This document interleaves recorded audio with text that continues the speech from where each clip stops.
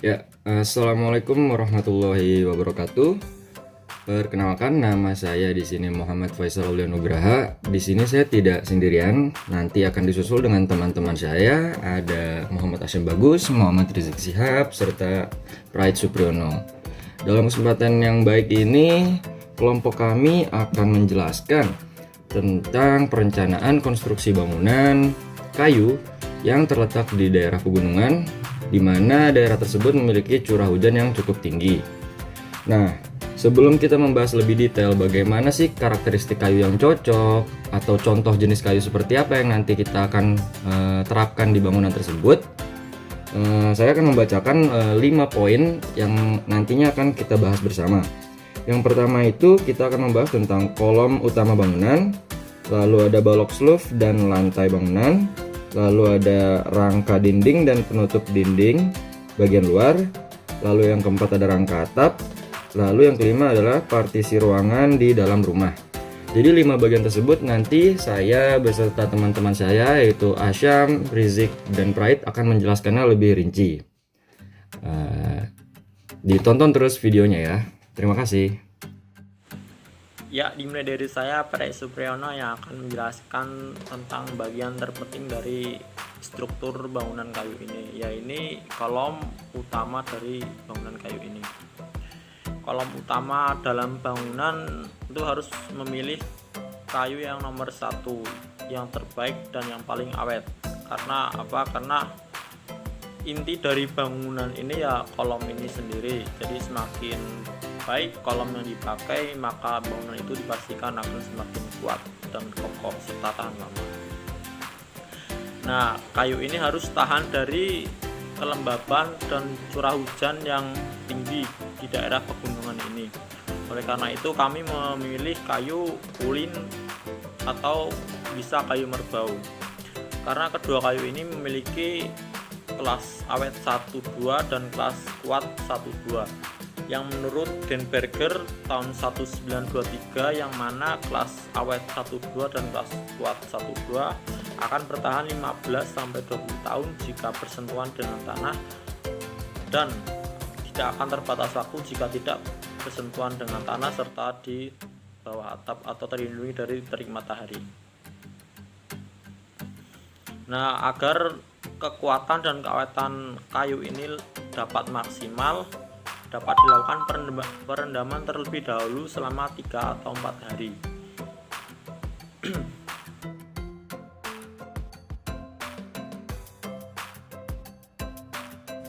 Oke, di sini saya akan melanjutkan menjelaskan mengenai perencanaan konstruksi bangunan kayu, khususnya di daerah pegunungan dengan curah hujan yang tinggi.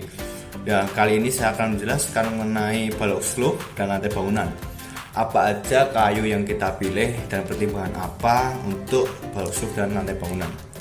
Oke, langsung aja. Untuk balok slope dan lantai bangunan itu seringkali menggunakan kayu bangkirai. Karena apa? Karena selain kelas awetnya itu 1-3 dan kelas kuatnya 1-2, kayu tersebut juga memiliki nilai estetik ataupun warnanya yang sangat cukup menarik untuk lantai bangunan itu. Nah, selain pemilihan jenis dan alasannya, di sini saya juga akan menjelaskan tipsnya ataupun akan saya jelaskan tipsnya agar kayu tersebut bisa lebih awet. Itu dengan cara bisa direndam terlebih dahulu sebelum pemakaian dan melumasi kayu dengan cat ataupun minyak agar tahan dari serangan bubuk kayu ataupun rayap seperti itu. Mungkin nextnya akan dijelaskan oleh teman saya. Thanks. Ya, kembali lagi dengan saya di sini melanjutkan presentasi kita dengan tema rangka dinding dan penutup dinding luar. Untuk bagian konstruksi ini sebenarnya kayu yang dibutuhkan karakteristiknya pun masih sama seperti kayu yang sudah dijelaskan oleh teman saya sebelumnya. Sebenarnya bisa dengan menggunakan kayu bengkira yang seperti sudah dijelaskan oleh Mas Asyam. Dengan karakteristik yang sama, perawatan yang sama, cara mengolahnya yang sama, sebenarnya sangat memungkinkan untuk menggunakan kayu tersebut untuk rangka dinding dan penutup dinding luar. Namun di sini saya akan memberikan opsi lain yang sekiranya masih bisa digunakan untuk pembuatan rangka dinding dan penutup dinding luar, yaitu saya memberi opsi kayu kamper, dimana kayu kamper ini mempunyai tekstur yang cukup, kalau dilihat secara fisiknya itu mempunyai tekstur yang sangat menarik. Ada dibilang motifnya itu sangat menarik, jadi ketika itu diekspos keluar nanti pun tampilannya akan menarik. Lalu dari segi kualitas, beberapa pihak sih menyebut ini seperti layaknya kayu jati, namun tidak sekuat kayu jati ya, 1 grade atau 2 grade di bawah kayu jati dengan harga yang lebih murah. Jadi ini sangat memungkinkan untuk menjadi opsi untuk kita membangun sebuah rumah.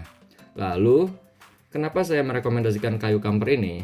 Karena kayu kamper ini mempunyai bau yang khas, dimana bau yang khas ini sangat dibenci oleh rayap. Jadi bisa dibilang kayu ini tuh anti rayap. Namun kita tidak bisa hanya melepaskan kayu tersebut seperti itu kan. Perlu ada perawatan lebih, seperti kita dengan extra coating, menyemprotkan dengan cairan khusus agar lebih tahan. Karena melihat dengan situasi dan kondisi yang akan kita tempatkan di bangunan tersebut kan di daerah pegunungan dan curah hujan tinggi, pasti ada perlakuan khusus terhadap kayu tersebut. Mungkin itu yang bisa saya sampaikan mengenai rangka dinding dan penutup dinding luar. Nah, kita lanjutkan ke poin selanjutnya. Terima kasih. Pada kali ini saya akan mempresentasikan atau menjelaskan tentang rangka atap yang digunakan pada rumah di dataran tinggi dan curah hujan juga tinggi. Yang pertama, untuk rangka atap sendiri itu digunakan kayu yang keras, tahan air, dan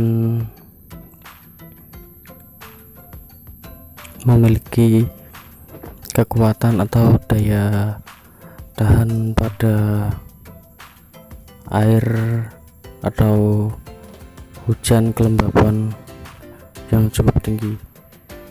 Untuk itu bisa digunakan kayu jati atau kayu mahoni. Akan tetapi itu memerlukan perhitungan. Yang pertama, untuk kayu jati, misal pada rangka atap itu akan digunakan kayu jati itu, sebenarnya kayu jati itu bukan cukup sih, tapi kuat dan tahan rayap, tahan lembab. Akan tetapi kayu jati itu mahal. Yang pertama mahal, yang walaupun mahal tapi perawatannya cukup mudah, tinggal dilapisin cat atau pelitur. Terus yang kedua, untuk kayu mahoni. Kayu mahoni juga kuat, akan tetapi perawatannya yang lebih mahal.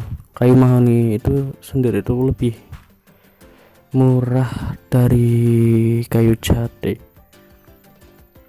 Kalau dibandingkan kayu jati yang tua itu lebih murah mahoni, akan tetapi perawatannya yang membutuhkan biaya lebih tinggi daripada kayu jati. Mungkin cukup itu dari saya. Wassalamualaikum warahmatullahi wabarakatuh.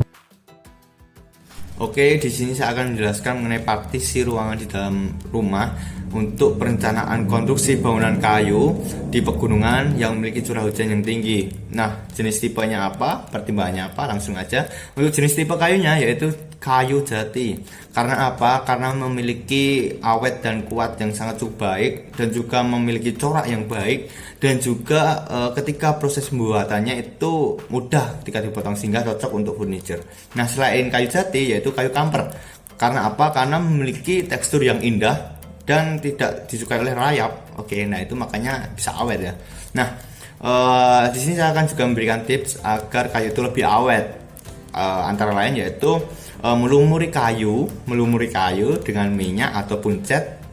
Cat itu untuk agar lebih menarik ya, karena membuat nilai estetik, dan melumuri minyak itu agar terhindar dari rayap dan lebih awet. Itu aja sih. Next.